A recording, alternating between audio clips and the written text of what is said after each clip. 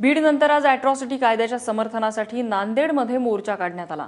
दलित, आदिवासी समाज आणि इतर मागासवर्गीय समाजाचे लाखो नागरिक रस्त्यावर उतरलेले।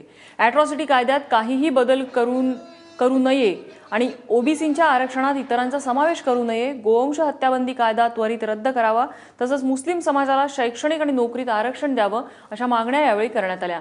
नवा मोंढा परिसरातून निघालेला हा विशाल मोर्चा शांततेत जिल्हाधिकारी कार्यालयाच्या आवारात पोहोचला। राष्ट्रगीतानंतर या मोर्चाची सांगता झाली। सर्वपक्षीय नेते या मोर्चासाठी उपस्थित होते।